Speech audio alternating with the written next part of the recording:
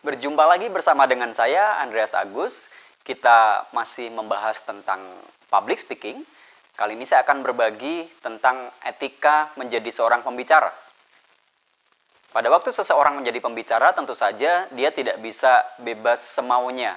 Ada etika-etika yang harus dipatuhi supaya dia dikenal bukan saja sebagai seorang pembicara yang pandai menyampaikan materi, tetapi juga dia orang yang mematuhi aturan-aturan. Dan saya akan bahas beberapa hal yang penting yang harus kita kuasai dan kita lakukan ya. Yang pertama adalah ikuti aturan tema.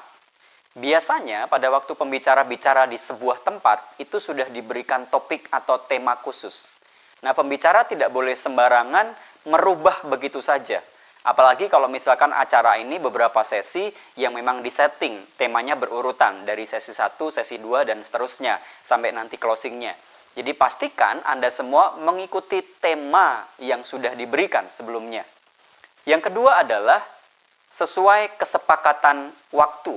Waktu ini penting sekali. Kalau kita punya jadwal bicara dari jam 10 sampai jam 12, jangan tiba-tiba ingin bicara jam 9 atau apalagi terlambat. Itu akan sangat membahayakan.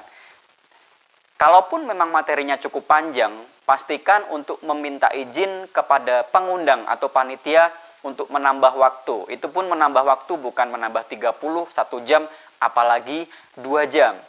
Dan audiens juga harus kita hormati kalau mereka semua juga punya acara-acara yang berikutnya. Jadi penuhi kesepakatan waktu. Yang ketiga adalah jangan kita menyindir. Bisa saja sih pembicara sedang punya masalah dengan salah satu peserta yang pada waktu itu jadi audiens. Wah, ini kesempatan bagus untuk nyindir dia. Bapak, Ibu, Saudara semua, ada orang-orang yang tidak suka kepada pembicara dan itu adalah sebuah dosa yang besar yang harus dihukum. Sambil matanya ngelirik tuh, yang itu. Jadi jangan pernah lakukan itu, menyindir audiens. Berikutnya adalah kendalikan emosi. Ada saja hal-hal yang membuat pembicara menjadi emosi atau marah. Pastikan dikendalikan. Jangan tiba-tiba di pojok karena satu hal dia ribut. Bapak yang di pojok, keluar dari ruangan ini. Wah, itu bisa sangat membahayakan presentasi kita. Memang orang tadi bisa saja keluar, tetapi audiens akan menganggap Anda sebagai pembicara yang sangat-sangat emosian. Nggak enak. Tidak ada orang yang suka berteman dengan orang yang punya emosi tinggi atau suka bertengkar. Berikutnya yang kelima adalah jangan menyinggung soal politik, suku, agama, ras, antar golongan. Kecuali kalau memang Anda berbicara lebih spesifik di partai politik tertentu, di agama tertentu.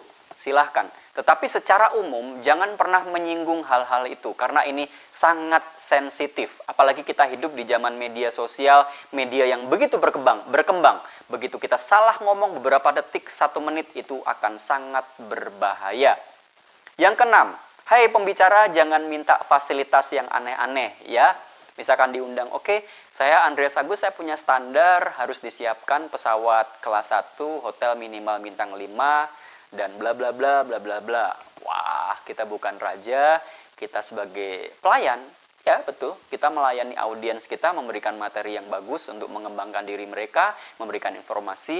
Jadi mindset itu harus kita pegang ya. Kita bukan bos sekali lagi. Jadi jangan minta fasilitas apa-apa, apalagi terlalu berlebihan. Berikutnya adalah bicaralah dengan sopan. Jangan menggunakan istilah-istilah atau kata-kata yang kasar atau sarkasme. Dan ini kalau dipadukan dengan gestur ekspresi wajah yang penuh senyuman pasti akan lebih menarik lagi. Saya berharap kita semua bisa memenuhi etika ini sebagai seorang pembicara. Sukses buat kita semua. Saya Andreas Agus.